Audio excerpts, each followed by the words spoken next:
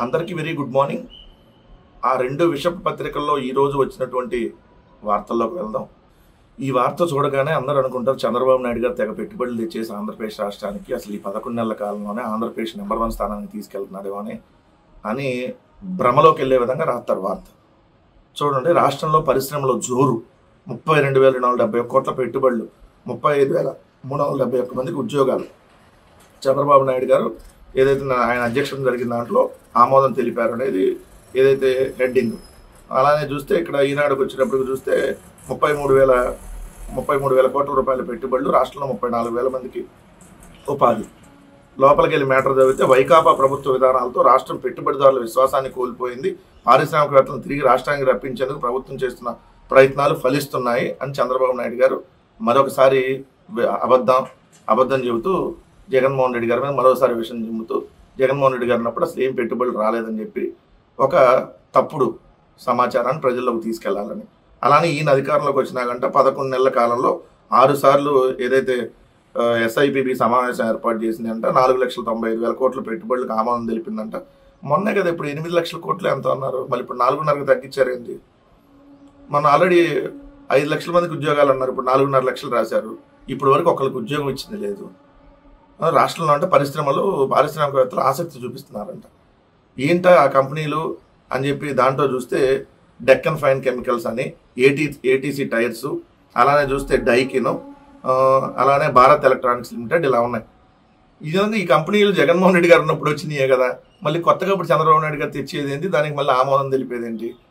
జగన్మోహన్ రెడ్డి గారు ముఖ్యమంత్రిగా ఉన్నప్పుడు జపాన్కి సంబంధించినటువంటి ATC టైర్స్ యకహామా 3,079 కోట్ల పెట్టుబడులతో ఒప్పందం కుదుర్చుకుంది. 2020 నవంబర్లోనే జగన్ గారి అధ్యక్షత జరిగినటువంటి SIPB సమావేశంలో ఆమోద ముద్ర పడింది. 2021 ఫిబ్రవరిలో పనులు ప్రారంభమైంది. 2022 ఆగస్టులో జగన్ గారు తొలి దశలో 1,750 కోట్లతో పెట్టినటువంటి ATC టైర్స్ ఉత్పత్తిని కూడా ప్రారంభించారు. అలానే రెండో దశకు కూడా అప్పుడే ప్రకటించారు వాళ్ళు. మరి చంద్రబాబు నాయుడు గారు ఖాతాలో వేసుకున్నాడు.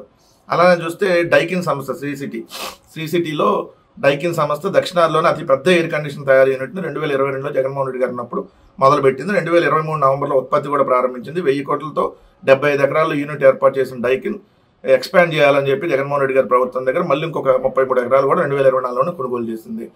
ఇప్పుడు కూడా ఇది కూటమి సర్కారులో వేసుకుంది. అలానే DRDOతో కలిసి సత్యసాయి జిల్లా పాలసముద్రంలో భారత్ ఎలక్ట్రానిక్స్ లిమిటెడ్ రక్షణ పరికరాల తయారీ యూనిట్ 2022లో రక్షణ శాఖ అప్పటి కార్యదర్శి గిరిధర్ నాటి జగన్మోహన్ రెడ్డి గారిని కలిసి ప్రతిపాదన చేసి అప్పుడే దాన్ని మచిలీపట్నంలో జరిగినటువంటి బోర్డు డైరెక్టర్ల సమావేశంలో ఆమోదం తెలిపారు. కానీ ఇప్పుడు వీళ్ళు అకౌంట్లు వేసుకున్నారు. డెక్కన్ ఫైన్ కెమికల్స్ తూర్పుగోదావరి జిల్లా కేశవరం వద్ద ఎప్పటి నుంచో ప్రత్యేక రసాయనాల తయారీ యూనిట్ ఆల్రెడీ ఉంది.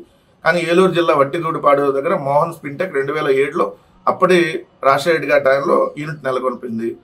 దాని విస్తరణలో ప్రారంభంగా రామభద్ర ఇండస్ట్రీస్ 2006లో తణుకు కేంద్రంగా ఏర్పాటు చేసింది. ఈ కంపెనీల విస్తరణ ప్రాజెక్టులు రెగ్యులర్గా జరుగుతూనే ఉంటాయి. ఇది మళ్ళీ ఇప్పుడు వాళ్ళకి రేట్లో వేసుకున్నారు. ఇలానే మీరు చూస్తే అనేకం అంతకుముందు జగన్మోహన్ రెడ్డి హయాంలో వచ్చినటువంటి NTPC ఇప్పుడు చంద్రబాబు నాయుడు గారి ఖాతాలో వేసుకున్నారు. గ్రీన్కో ప్రపంచంలోనే అతి పెద్ద పునరుత్పాదక ప్రాజెక్టు ఏదైతే పవర్కి సంబంధించి అది వీళ్ళ ఖాతాలో వేసేసుకున్నారు. బల్క్ డ్రగ్ పార్క్ వద్దని చెప్పి లేఖ రాశారు, కానీ దాన్ని మొన్న వచ్చి ప్రధానమంత్రి నరేంద్ర మోడీ గారు శంకుస్థాపన చేసి వీళ్ళ ఖాతాలో వేసుకున్నారు. 16 రాష్ట్రాలు ట్రై చేసినా జగన్మోహన్ రెడ్డి గారు దాన్ని తెచ్చుకోగలిగాడు. ఇట్లా జగన్మోహన్ రెడ్డి గారు తెచ్చినవన్నీ వాళ్ళ ఖాతాలోకి వేసుకోవటం. ఇప్పుడు జగన్మోహన్ రెడ్డి గారు కట్టినవన్నీ వీళ్ళు ఓపెన్ చేసి వీళ్ళే చేసేసినట్టుగా ముద్ర వేసుకోవటం. కొత్తది ఒకటి తేటం చేత కాదు. 4 పోర్టులు, 10 ఫిషింగ్ హార్బర్లు, 6 ఫిష్ ల్యాండ్ సెంటర్, 17 మెడికల్ కాలేజీలు జగన్మోహన్ రెడ్డి గారు ఉన్నప్పుడు. విశాఖపట్నం ఐకానిక్ టవర్ ఇప్పుడు చంద్రబాబు నాయుడు గారు ఏప్రిల్ నెలలో ఓపెన్ చేసి వస్తాడు. జగన్మోహన్ రెడ్డి గారు ఉన్నప్పుడు తెచ్చిన భోగాపురం ఎయిర్పోర్టు 2 సంవత్సరాల తర్వాత ఓపెన్ చేసి ఆయన ఖాతాలో వేసుకుంటాడు. సో ఇది ఈ ప్రభుత్వం చెయ్యదు, పక్కనాలు చేసి వీళ్ళ ఖాతాలో వేసేసుకొని మొత్తం వీళ్ళే చేసినట్టుగా మళ్ళీ జగన్మోహన్ రెడ్డి గారి ప్రభుత్వం అంటే పారిశ్రామికవేత్తలు వెళ్ళిపోయారని చెప్పి మళ్ళీ బుర్ర చల్లేటటువంటి ఒక నీచమైనటువంటి కార్యక్రమం చంద్రబాబు నాయుడు గారు వాళ్ళ విషపత్రికలు మరొకసారి చేస్తూ ఉన్నాయి. ఇది రేషన్ డోర్ డెలివరీ వాహనాలకు సంబంధించినటువంటి వార్త. రేషన్ డోర్ డెలివరీ వాహనాల నిలిపివేతకు కసరత్తు, MDU ఆపరేటర్లు డీలర్లతో మంత్రి నాదెండ్ల చర్చలు, మరోసారి చర్చలు జరిపి నిర్ణయం తీసుకునే అవకాశం. ఆల్రెడీ ఆపేశారు కదా, ఎక్కడ వస్తున్నాయి కొత్తగా ఆపేసేదే ఉంది. 11 నెలల కాలంలో మీరు వచ్చిన తర్వాత రేషన్ వెహికల్స్ని ఆపేశారు. ఎందుకంటే ఈరోజు రేషన్ కావాలని అంటే నిన్న చూసాం కదా, నిన్న కూడా విశాఖపట్నంలో పెద్ద క్యూ ఏదైతే పెద్ద క్యూ ఉన్నారో, ఏదైతే వాళ్ళు నిల్చుని నీడలో కూర్చొని ఎండలో నిలబడలేక వరుసగా వాళ్ళకి సంబంధించినటువంటి రేషన్ కార్డు ఏదైతే ఉందో అవన్నీ లైన్లో పెట్టుకొని రేషన్ కార్డు, ఆ రేషన్ తీసుకెళ్ళేటటువంటి సంచి అన్ని లైన్గా మనం చూసాం కదా విశాఖపట్నంలో. మొన్న రేషన్ సంబంధించి వెహికల్స్ వస్తే అట్లా లైన్లో వెళ్ళి జనాలు నిలబడరుగా ఇంటికి వచ్చి జగన్మోహన్ రెడ్డి గారు ప్రభుత్వం ఉన్నప్పుడు రేషన్ వెహికల్ ఇంటికి వచ్చి వాళ్ళకి రేషన్ అందించేది కదా. కానీ ఇప్పుడు ఆల్రెడీ నిలిపివేత కసరత్తు కదా, ఆల్రెడీ నిలిపివేశారు. గత వైసీపీ ప్రభుత్వం అనాలోచితంగా ప్రవేశపెట్టిన రేషన్ డోర్ డెలివరీని నిలిపివేసేందుకు ప్రభుత్వం కసరత్తు ప్రారంభించిందంట.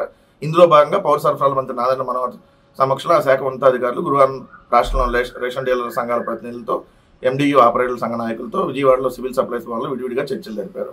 ఇది అనాలోచిత నిర్ణయమా? అంటే ఇంటింటికి సంక్షేమ పథకాలు ఇవ్వటం మీ దృష్టిలో అనాలోచిత నిర్ణయం.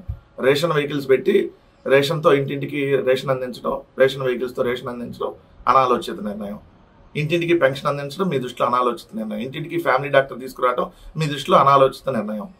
మరి ఆలోచన నిర్ణయం ఏంటి అంటే జనాల క్యూల్లో నిలబడి రోజులు పెన్షన్ల కోసం వచ్చి వృద్ధులు చనిపోవటం గొప్ప ఆలోచన నిర్ణయమా? సిగ్గు లేదు మాట్లాడటానికి. కడుపుకి అన్నమే కదా తింటున్నాం మనం. మన నాదెళ్ల మనోహర్ గారు గత ప్రభుత్వం అనాలోచితంగా తీసుకొని వచ్చింది వెహికల్స్ని. ఇదే వెహికల్సే కదా మొన్న మీకు ఉపయోగపడింది విజయవాడ వరదలు వచ్చినప్పుడు. బుడమేరుకు సంబంధించి వరద వస్తే విజయవాడ నగరాన్ని ముంచినప్పుడు ఈ వెహికల్స్ని ఎందుకు వాడారు? అనాలోచిత నిర్ణయమా? మాట్లాడేటప్పుడు కనీసం కొంచెం స్పృహతో ఒళ్ళు నోరు తెలిసేటట్టుగా మాట్లాడండి. ఒళ్ళేం పని చేస్తుంది, నోరేం పని చేస్తుందో తెలియకుండా ఇష్టం వచ్చినట్టుగా వాగితే అనాలోచిత నిర్ణయం అని. ఇంటింటికి పెన్షన్ ఏందో అనాలోచిత నిర్ణయం. మీ దృష్టిలో అన్ని అనాలోచిత నిర్ణయం. స్కూళ్ళు కట్టడం అనాలోచిత నిర్ణయం, పోర్టులు, ఫిషింగ్ హార్బర్లు, ఫిష్ ల్యాండ్ సెంటర్లు, హాస్పిటల్ బాగు చేయడం అన్నీ మీ దృష్టిలో అనాలోచిత నిర్ణయాలు. నిన్న కాగ్ ఇచ్చినటువంటి రిపోర్టుకు సంబంధించి సాక్షి పత్రిక కాగ్ రిపోర్ట్ని మెన్షన్ చేస్తూ గత ఏడాది ఆదాయం ఎంత వచ్చింది, ఈ ఏడాది ఆదాయం ఎంత వచ్చింది, ఎంతెంత తగ్గింది, అప్పులు ఎంతెంత పెరిగినాయి, ద్రవ్యలోటు ఎంతెంత పెరిగింది, రెవెన్యూ రాబడి ఎలా తగ్గింది అనేది ఒకటి వేశారు. ఎందుకంటే కాగ్ రిపోర్ట్ నిన్న కూడా మనం ప్రస్తావించుకున్నాం. ఈనాడులో చిన్నగా వేసి 1,64,000 కోట్ల ఆదాయం వచ్చింది. అసలు అంతకుముందు ఆదాయం ఎంత వేయలేదు. అసలు ఆంధ్రజ్యోతి అయితే కాగ్ రిపోర్ట్ని నిన్న కనీసం వార్త కూడా నేను వేయలే. కానీ ఈరోజు మాత్రం బ్యానర్ ఐటమ్ వేసి జగన్మోహన్ రెడ్డి గారి పత్రిక మీద బురద జల్లుతూ వార్త. సంపదపై శోకాలు, జగన్ పత్రిక రోతరాతలు, ఆదాయం తగ్గిందంటూ అబద్ధాలు, పన్ను ఆదాయం వాటాలు ఎక్కువే అయినా రాబడి తగ్గిందని అబద్ధాలు ఆడుతున్నారు. అసలు ట్యాక్స్ రెవెన్యూ కానీ, జిఎస్టీ వసూలు కానీ, ఎక్సైజ్ సుంకం కానీ, కేంద్ర పన్నుల వాటాల్లో కానీ అసలు ఆంధ్రప్రదేశ్కి ఇరగదీసి వచ్చేసినాయి. ఆంధ్రప్రదేశ్ దూసుకుపోతుంది, చాలా ఆదాయం వచ్చేస్తుందని రాశారు. ఎంత ఆదాయం వచ్చింది? కాగ్ రిపోర్ట్ ఏమి ఇచ్చింది నిన్న? కాగ్ రిపోర్ట్లో నిన్న మెన్షన్ చేసింది ఎందుకు మెన్షన్ చేయలేదు? నేను అడుగుతున్న సూటికి వాళ్ళ పత్రిక రాసింది అన్నారు కదా జగన్ గారి పత్రిక. ఇప్పుడు నేను క్లియర్గా అడుగుతున్నా, రెవెన్యూ రాబడులు గడిచిన ఏడాది కంటే 5,000 కోట్లు తగ్గిన మాట వాస్తవమే కదా? 2, స్టాంప్ అండ్ రిజిస్ట్రేషన్ ఆదాయం దాదాపుగా 1,000 కోట్లు తగ్గినటువంటి మాట వాస్తవమే కదా? అమ్మకం పన్ను 1,000 కోట్లు తగ్గింది కదా? పన్నేతర ఆదాయం 1,000 కోట్లు తగ్గింది కదా? కేంద్ర గ్రాంట్లు అయితే 34,000 కోట్లు అంతకుముందు వస్తే ఇప్పుడు 20,000 కోట్లు అంటే 14,000 కోట్లు తగ్గిన మాట వాస్తవమే కదా? మీరు ఎక్స్పెక్టేషన్ వస్తాయని రాశారు 36,000 కోట్లు, వచ్చిన 20,000 కోట్లే కదా? కానీ 16,000 కోట్లు తగ్గిపోయినట్టే కదా, 14,000 కోట్లు రాలేదు కదా గడిచిన ఏడాదితో పోలిస్తే. మూలధన వ్యయం జగన్మోహన్ రెడ్డి గారి కంటే 4,000 కోట్లు తక్కువ పెట్టుతారు కదా మీరు. సామాజిక రంగ వ్యయంలో 5,000 కోట్లు తగ్గించారు కదా. రెవెన్యూ లోటు మాత్రం గణనీయంగా పెరిగింది కదా, 37,000 కోట్ల నుంచి 57,000 కోట్లు అంటే 20,000 కోట్లు రెవెన్యూ లోటు పెరిగింది మీ హయాంలో. ద్రవ్యలోటు అంటే అప్పులకు సంబంధించి మీరు తీసుకున్న నిజంగా అప్పుల గురించి రాయాలి కదా. మన నిజంగా సంపద సృష్టిస్తే సంపద విపరీతంగా వస్తే ఒక పథకం ఎందుకు ఇవ్వాల? 1,62,000 కోట్లు అప్పు ఎందుకు చేశారు 10 నెలల కాలంలో? మిస్టర్ రాధాకృష్ణ, తెలిగే కదా నేను అడుగుతుంది, సమాధానం చెప్పాలి కదా. 1,62,000 కోట్లు అప్పులు చేసి ఏ హెలికాప్టర్లు కొనడానికి ఖర్చు పెడుతున్నారు, ఏ చచ్చిపోయిన దినాల సభలకు ఖర్చు పెట్టారు, అది సంస్కరణ సభ ఏదో ఉంది కదా, వాటికి ఏ విధంగా దుబారా చేశారు, ఏ విధంగా కన్సల్టెంట్ల పేరుతో దోచిపెడుతున్నారు, ఏ విధంగా సలహాదారులు ఇప్పటికే 11 నెలల కాలంలోనే 23 మంది సలహాదారుల్ని ఎలా తీసుకున్నారు, ఒక్కో సలహాదారికి 7.5 లక్షల రూపాయలు, 7,25,000 రూపాయలు సలహాదారికి ఎలా ఖర్చు అవుతుంది, ఇవన్నీ రాసి సంపద ఎంత పెరిగిందో, ఏ విధంగా మరి ఆ సంపదని ఎక్కడ ఖర్చు పెట్టారో చూపిస్తే అప్పుడు నీది పత్రిక అంటారు. లేదంటే ఏమంటారు? విషపుత్రిక అంటారు. రాజధాని పనుల కోసం సిఆర్డిఐకు 2,100 కోట్లు. రాజధాని అమరావతిలో అభివృద్ధి పనులకు రాష్ట్ర బడ్జెట్ నుంచి 2025-26 మొదటి త్రైమాసికానికి 2,100 కోట్ల విడుదలకు అనుమతులు ఇస్తూ ప్రభుత్వం గురువారం ఉత్తర్వులు జారీ చేసింది. రాజధాని నిర్మాణ పనులకు బడ్జెట్లో ప్రభుత్వం 6,000 కోట్లు కేటాయించింది. ఇందులో 2,100 కోట్ల విడుదలకు సిఆర్డీఏ కమిషనర్ పరిపాలన అనుమతి కోరారు. పరిశీలించిన ప్రభుత్వం సిఆర్డీఏ పీడీ ఖాతాకు నిధులు జమ చేసేందుకు పురపాలన పట్టణాభివృద్ధి శాఖ అనుమతి ఇచ్చింది. ఇది రాజధానికి బడ్జెట్ నుంచి ₹1 కూడా ఖర్చు పెట్టము, అక్కడ సంపద సృష్టించేసి అక్కడి నుంచి అక్కడే డెవలప్ చేస్తా ఉన్నారు కదా. రాష్ట్ర బడ్జెట్తో రాజధానికి సంబంధం లేదని చెప్పారు కదా. రాష్ట్ర బడ్జెట్ నుంచి ₹1 ఖర్చు పెట్టం, ఆల్రెడీ ప్రపంచ బ్యాంకు వీళ్ళు ఇచ్చే డబ్బులతోనే మేము చేస్తామని చెప్పారు కదా. మళ్ళీ ఇప్పుడు రాష్ట్ర బడ్జెట్ నుంచి 6,000 కోట్లు, దాంట్లో మొదటి విడతగా 2,000 కోట్లు రిలీజ్ చేయటం ఏంటి? కేంద్రంలో అధికారంలో ఉన్నారు, కేంద్ర ప్రభుత్వం నుంచి ₹1 తీసుకురావడం చేతగాని దద్దమ్మలాగా ఉన్నారు కూర్చొని. ఈ 2,100 కోట్లు రిలీజ్ చేశారు. ఆల్రెడీ మనం 500 కోట్లు నరేంద్ర మోడీ గారు సభ పెట్టారు కదా. నరేంద్ర మోడీ గారు అదే మళ్ళీ మళ్ళీ జరగాలి పెళ్ళి, మళ్ళీ జరగాలి అమరావతికి శంకుస్థాపనకు 500 కోట్లు అయింది. ఇష్టం వచ్చినట్టుగా దుబారా చేస్తూ ఉన్నారు. ఇప్పుడు రాష్ట్ర బడ్జెట్ నుంచి పెట్టమని చెప్పారు. రాష్ట్ర బడ్జెట్లో ఆ రోజు కేటాయించేటప్పుడు అడిగే, మరి రాష్ట్ర బడ్జెట్లో సంబంధం లేదన్నారు కదా, అమరావతికి రాష్ట్ర బడ్జెట్ నుంచి డబ్బులు పెట్టం, అసలు అక్కడ భూములు అమ్మేసి అక్కడ దాన్నే కడతామని చెప్పి ఇప్పుడు ఏంటి మళ్ళీ రాష్ట్ర బడ్జెట్ నుంచి కేటాయించడం? మరి మీరు 2 రకాల మాటలు ఎందుకు? ఒక మాట మీద ఉండాలి కదా. అంటే అమరావతి అనే దానికి ఇప్పటికే ఆల్రెడీ ఒక 54,000 ఎకరాల భూములు ఉన్నాయి, ఇంకొక 50,000 ఎకరాలు తీసుకున్నారు. 3 పంటలు పండే 105,000 ఎకరాల భూములు ఇప్పటికే 1,00,000 కోట్ల అప్పులకు సంబంధించినటువంటి ఆల్రెడీ ప్రతిపాదనలు అయినాయి. ఆ 1,00,000 కోట్ల అప్పులు కాకుండా ఏదైతే మళ్ళీ ఇంకా తీసుకొచ్చేటటువంటి కార్యక్రమం. సో మరి ఏమైంది ఆ నగరం, అసలు ఎట్ట అయ్యిద్ది? ఈ 1,00,000 కోట్లతో మరి ఎప్పుడు తీర్చాలి? అసలు ఎప్పుడు వడ్డీ ఎన్ని సంవత్సరాలు తీర్చాలి? దాని నుంచి ఎప్పుడు ఆదాయం వస్తుంది? ఇంకా దేవుడికి భూముల రీసర్వేకి సంబంధించి జగన్మోహన్ రెడ్డి గారి ప్రభుత్వంలో కాదండి ఇప్పుడు. ఎందుకంటే జగన్మోహన్ రెడ్డి గారి ప్రభుత్వంలో భూ సర్వే చేస్తే అది బూతు, వీళ్ళు భూ సర్వే చేస్తే నా భూతో నా భవిష్యత్తు అలానే మాట్లాడుతున్నారు. అందుకని రీసర్వేతో భూ వివాదాలకు అడ్డుకట్ట. కేంద్ర మంత్రి పెమ్మసాని చంద్రశేఖర్ గ్రామ స్థాయిలో సభలు పెట్టి అభ్యంతరాలు తెలుసుకుంటున్నాం. మంత్రి అనగాని సత్యప్రసాద్ రీసర్వే దస్త్రాల డిజిటలైజేషన్తో భూ వివాదాలకు అడ్డుకట్టపడుతుందని కేంద్ర గ్రామీణాభివృద్ధి శాఖ సహాయ మంత్రి పెమ్మసాని చంద్రశేఖర్ అన్నారు. రీసర్వే పేరుతో ప్రజలను వైకాపా సర్కార్ అనేక ఇబ్బందులు గురి చేసిందంట. ప్రస్తుతం వాటి కూటమి ప్రభుత్వం చక్కదిద్దుతుందంట. జగన్మోహన్ రెడ్డి గారు భూ సర్వే తీసుకుని వస్తే ల్యాండ్ టైటిలింగ్ యాక్ట్ తెచ్చేసాడని చెప్పి ప్రచారం చేసి, మీ భూములన్నీ లాగేసుకుంటున్నారని చెప్పి విస్తృతంగా ప్రచారం చేసి, లేని ల్యాండ్ టైటిలింగ్ యాక్ట్ని రద్దు చేస్తున్నామని చెప్పేసి, ఏది భూ సర్వే చేస్తుంటేనే ల్యాండ్ టైటిలింగ్ యాక్ట్ అన్నారు. ల్యాండ్ టైటిలింగ్ యాక్ట్ తేకుండానే భూ సర్వే చేస్తుంటే ల్యాండ్ టైటిలింగ్ యాక్ట్ తెచ్చేశారు, మీ భూములు లాగేసుకుంటున్నారు. ఇదే దుష్ప్రచారం చేశారు. 100 ఏళ్ల తర్వాత జగన్మోహన్ రెడ్డి గారి ప్రభుత్వం భూములు రీసర్వే చేసింది, 100 సంవత్సరాల తర్వాత. దాన్ని మీరు ఇప్పుడు కొనసాగిస్తూ మేము చేసినప్పుడేమో బూత్, ఇప్పుడు నా భూతో నా భవిష్యత్తు. అసలు అద్భుతం. కేంద్ర మంత్రుల నుంచి రాష్ట్ర మంత్రుల దాకా ఎలా దుష్ప్రచారం చేస్తారో గమనించండి అన్న. ఎంత దారుణం. జగన్మోహన్ రెడ్డి గారు ఏం చేసినా వాళ్ళ దృష్టిలో తప్పే. జగన్మోహన్ రెడ్డి గారు ఇంగ్లీష్ మీడియం తీసుకొని వస్తే వాళ్ళు తప్పు, ఇప్పుడు అదే ఇంగ్లీష్ మీడియం కొనసాగిస్తుంటే వాళ్ళు రైటు. జగన్మోహన్ రెడ్డి గారు ఏదైతే 51,000 మందికి పేదలకు రాజధానిలో ఇళ్ల పట్టాలు ఇస్తే అది తప్పు. అదే నారా లోకేష్ తన పేరుతో ఒక 3,000 మందికి ఇళ్ల పట్టాలు ఇస్తాను అని అంటే అది రైటు. జగన్మోహన్ రెడ్డి గారేమో 51,000 ఇస్తే తప్పు, ఈయనేమో 3,000, అది కూడా మంగళగిరి నియోజకవర్గంలో ఎక్కడో ఇస్తే అది రైట్ అంట. అంటే వాళ్ళు ఏ విధంగా బురద జల్లుతారో. అదే జగన్మోహన్ రెడ్డి గారు తీసుకొని వచ్చినప్పుడు గ్రీన్ కో తెస్తే, గ్రీన్ కో ఇది చాలా తప్పు అండి, అంతా దోచి పెడుతున్నారు, అక్కడ పర్యావరణం దెబ్బతింటుంది అన్నారు. మొన్న కేంద్ర మంత్రి ఒక ఆయన వచ్చాడు, పేరు గుర్తులేదు. ఏం గుర్తుంటాయి కేంద్ర మంత్రులు ఎవరెవరు.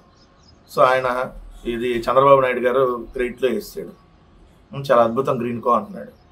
మేము ఉన్నప్పుడే పర్యావరణం దెబ్బతింది అన్నారు. మేము ఎవరికైనా భూములు కేటాయిస్తే అదిగో షిరిడీస్ ఎలక్ట్రికల్స్, అదిగో అదాని, అదిగో అంబానీ. ఇప్పుడు వీళ్ళు ఏం చేసినా కరెక్ట్. ఇదండి ఈ రాష్ట్రంలో జరిగేటటువంటి తంతు. ఇది జిల్లాలో వచ్చినటువంటి వార్త, కానీ ఇది మెయిన్ పేజీలో రావాల్సినటువంటి వార్త. ఎందుకంటే ఈ రాష్ట్రంలో రైతాంగం పడుతున్నటువంటి దయనీయమైనటువంటి పరిస్థితి. ఈరోజు అనేక ఇబ్బందులు ఎదుర్కొని పంటలు పండించిన తర్వాత ప్రభుత్వం ఆ పంటను కొనుగోలు చేయక రైతాంగం దళారులకు అప్పచెప్పడం వల్ల దాదాపుగా ఎకరానికి 15,000, 20,000 మళ్ళీ నష్టపోయేటటువంటి పరిస్థితులు ఉన్నటువంటి వార్త. ఏదైతే ధాన్యం కొనుగోలుకు సంబంధించి ధాన్యం దైన్యం అని హెడ్డింగ్ పెట్టింది ఆంధ్రజ్యోతి జిల్లా పేపర్లో హెడ్డింగ్ పెట్టి, ఆ జిల్లాలో అంటే కృష్ణా జిల్లాలో నందిగామ, ఇబ్రహీంపట్నం, విస్తన్నపేట, తిరువూరు, రెడ్డిగూడెం అవన్నీ పరిశీలించారంట. ఆంధ్రజ్యోతి విజిట్ చేసింది. ధాన్యం దిగుబడి 1,60,000 టన్నులు దిగుబడి వచ్చింది. ఇప్పటివరకు కొన్నది ప్రభుత్వం 70,000, దళారులో 10,000 టన్నులు కొన్నారంట. ఇంకా రైతుల వద్ద ఉంది 80,000 టన్నులు. ఇంకా రైతుల వద్ద సగానికి పైగా ధాన్యం అలానే ఉంది. కొనుగోలు నిలిపివేత అగమ్యగోచరంగా పరిస్థితి ఉంది. ఓ పక్క వాతావరణం ఆందోళన కలిగిస్తూ ఉంది. దళారులు దోపిడీ, తక్కువకే కొనుగోలు చేస్తున్నారు దళారులు అని చెప్పి వార్త రాశారు. ఇది నాట్ ఓన్లీ కృష్ణా జిల్లా. ఆంధ్రజ్యోతి విజిట్ ఓన్లీ కృష్ణా జిల్లాకు అన్నారు కదా. మొత్తం ఈరోజు ఆంధ్రప్రదేశ్ రాష్ట్రంలో ఎక్కడికి వెళ్ళినా కూడా రైతాంగం పరిస్థితి ధాన్యం కొనుగోలు చేయట్లా. కానీ ఆ ధాన్యం మంత్రి ఉన్నాడు కదా, ఏదైతే జనసేనకు సంబంధించిన నాదెండ్ల మనోహర్, పిచ్చివాగుడు వాగమంటే ప్రతిరోజు ప్రెస్ మీట్ పెట్టి పిచ్చివాగుడు వాగుతాడు. సేమ్ పవన్ కళ్యాణ్ కంటే ఎక్కువ పిచ్చివాగుడు అవుతాడు ఈయన. ధాన్యం ఎందుకు కొనుగోలు చేయట్లేదని జగన్మోహన్ రెడ్డి గారు అడిగితే నువ్వు బెంగళూరు ఎందుకు వెళ్తున్నావు అంటాడు. మనిషి అని అసలు అడిగిన క్వశ్చన్ ఏంది, నువ్వు చెప్పే సమాధానం ఏంది? జగన్మోహన్ రెడ్డి గారు బెంగళూరు వెళ్ళడానికి నువ్వు ధాన్యం కొనుగోలు చేయడానికి లింక్ ఏంది? జగన్మోహన్ రెడ్డి గారు ఉన్నప్పుడు రైతు భరోసా కేంద్రాల ఆధ్వర్యంలో ఏదైతే దళారీ వ్యవస్థ లేకుండా ప్రభుత్వమే ధాన్యం కొంది 5 సంవత్సరాలు, కోవిడ్ 2 సంవత్సరాలు ఉన్నా కూడా. కానీ ఈ రోజు ఉన్న పరిస్థితి చూడండి, మొన్నటికి ఉన్న జాతీయ రహదారిపై ఏదైతే రైతులు వచ్చి ధాన్యం తీసుకొని వచ్చి లారీలతో ఏదైతే నిరసన వ్యక్తం చేసినటువంటి పరిస్థితి, మా ధాన్యాన్ని కొనండి అని చెప్పి ఆందోళన వ్యక్తం చేస్తుంటే రైతాంగం వీళ్ళకి మాత్రం ఏమీ పట్టదు. ఆ రేషన్ వెహికల్ ఎట్లా తీసేయాలా, లేదంటే అక్కడేదో జరిగింది ఇక్కడేదో జరిగింది బుర్ర జల్లటం, జగన్మోహన్ రెడ్డి గారు మీరు బెంగళూరు ఎందుకు వెళ్తాను క్వశ్చన్ చేయటం, జగన్మోహన్ రెడ్డి గారు బెంగళూరు వెళ్తానికి మీరు ధాన్యం కొనుగోలు చేయడానికి ఏంది లింకు? సో ఇక్కడ ఒక ధాన్యం అనే కాదు, ఈరోజు రైతాంగం మిర్చి రైతు కానీ, అరటి రైతు కానీ, పత్తి రైతు కానీ, ఎక్కడ పంట పండించినటువంటి రైతానికి ఈరోజు గిట్టుబాటు ధర లేదు. రైతుకు సహాయం అందించడానికి రైతు భరోసా లేదు. సో దాదాపుగా ఏడాది నుంచి రైతులు పడినటువంటి అవస్థలు బహుశా ఎప్పుడు పడి ఉంటారో అన్ని అవస్థలు పడతా ఉన్నా కూడా వీళ్ళకి మాత్రం కనపడదు.